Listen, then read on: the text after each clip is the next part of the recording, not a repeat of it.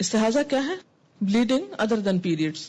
بعض اوقات پورا مہینہ مسلسل خون آتا ہے، بعض اوقات 2-4 دن رک کے پھر سپاٹنگ ہوتی ہے، پھر 2-4 دن رک کے پھر شروع ہو جاتا ہے. یہ ایک بیماری کی حالت ہے. اس میں حکم حیض اور نفاس سے مختلف ہے. ایام حیض گزارنے کے بعد مستحاضہ کو غسل کر کے معمول کے مطابق نماز روزہ ادا کرنا چاہیے. مثلا ایک خاتون کو صبح 8 بجے بلیڈنگ شروع ہوئی اور چوتھے دن 8 بجے وہ بالکل پاک ہو گئی، اور یہی اس کی عادت ہے عموماً 1-2 گھنٹے کے اوپر نیچے فرق سے. اب اس نے نہا لیا، ظہر پڑھ لی، عصر پڑھ لی، مغرب پڑھ لی، کچھ بھی نہیں تھا، بالکل صاف تھی کہ عشاء کی نماز کے وقت اس نے دیکھا کہ یلوش ڈسچارج ہے تھوڑا سا.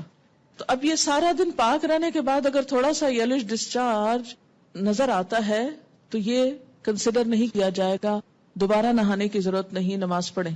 لیکن ایک عورت ابھی پوری طرح پاک ہی نہیں ہوئی اور ابھی ڈسچارج ہو رہا ہے، ریڈ تو نہیں لیکن براؤن اور یلوش ہو رہا ہے، اور ابھی پاکی ہوئی نہیں، تو ایسے میں وہ نہائے مت جب تک کہ وہ وائٹ ڈسچارج نہ دیکھ لے.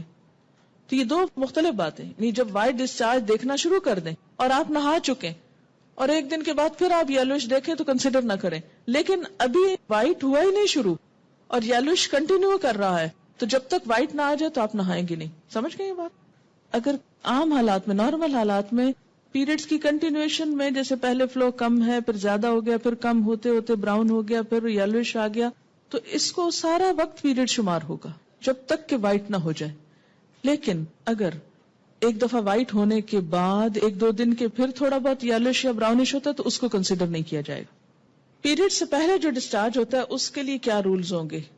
جب تک بلیڈنگ نہ شروع ہو اس سے پہلے اگر تھوڑا بہت یلوش 1-2 دن پہلے ہلکا پھلکا ہے تو اس کو کنسیڈر نہیں کریں گے، کیونکہ وہ ایک طرح سے اسی روایت کے تحت آ جائے گا جس میں یہ کہ پیریڈز کا جو خون ہے وہ کیا ہے، سرخ رنگ کا یا سیاہ رنگ کا تھک ہوتا ہے. لیکن اگر مثلا اس میں 2-3 گھنٹے کا فرق ہے، تھوڑا سا ڈسچارج شروع ہو گیا پھر اس کے بعد ریڈش شروع ہوا تو وہ ڈسچارج بھی پیریڈ میں کنسیڈر ہوگا. لیکن اگر 2-3 دن پہلے، ہفتہ پہلے ایسی کوئی چیز شروع ہو جاتی تو وہ نہیں. حیض میں باقاعدگی ہو، 10 دن بعد بھی حیض آئے اور رک رک کر آئے، مثلا 2 دن نہیں آئے پھر آنا شروع ہو گیا، 4 دن بند رہا پھر 3-4 دن شروع ہو گیا، اس طرح 15-20 دن تک ہوتا رہا، نماز کا حکم کیا ہوگا؟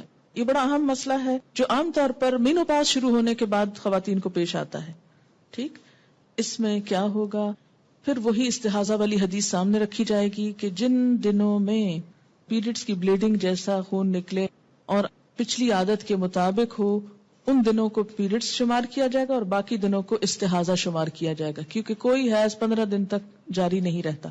جس خاتون کے ایام حیض معلوم نہ ہو اور جس کے حیض اور استحاضہ کے خون میں رنگ کا فرق بھی نہ پایا جاتا، اسے پہلی دفعہ حیض کے دنوں کو سامنے رکھتے ہوئے ہر مہینے کے اس دن سے حیض کی ابتدا شمار کرنا چاہیے جس دن پہلی مرتبہ حیض آیا تھا.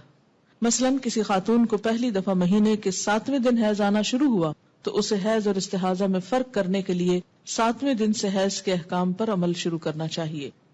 مذکورہ مستحاضہ کو اپنے جیسی خواتین، اپنے ملک، علاقے، عمر، اپنے جتنے بچوں والی خواتین کی عادت کو سامنے رکھتے ہوئے مدت حیض کا تعین 6 یا 7 دن شمار کرنے کے بعد استحاضہ کے حکم پر عمل کرنا چاہیے. یعنی پھر دوسری پاس والی خاندان کی رشتہ دار عورتوں کی عادت کو دیکھا جائے گا جس کو پہلی دفعہ سے یہ بیماری شروع ہوئی ہو. جس خاتون کو استحاضہ سے پہلے ایام حیض معلوم ہو، یعنی ہر ماہ کس تاریخ کو شروع ہوتے ہیں اور کتنے دن رہتے ہیں، اسے گزشتہ عادت کے مطابق حیض کے ایام شمار کر کے باقی ایام کو استحاضہ کے ایام شمار کرنا چاہیے اور اس مدت میں استحاضہ کے حکم پر عمل کرنا چاہیے.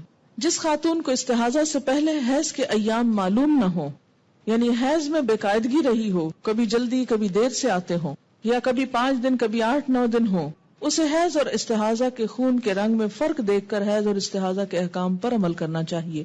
مستحاضہ کو ہر نماز کے لیے نیا وضو کرنا چاہیے، یہ اہم بات ہے. مستحاضہ غسل کرنے کے بعد تمام عبادات معمول کے مطابق ادا کر سکتی ہے. حضرت عائشہ رضی اللہ تعالی عنہا فرماتی ہیں کہ نبی اکرم صلی اللہ علیہ وسلم کے ساتھ آپ کی ایک زوجہ حالت استحاضہ کے باوجود اعتکاف کیا کرتی تھی. اسے بخاری نے روایت کیا ہے.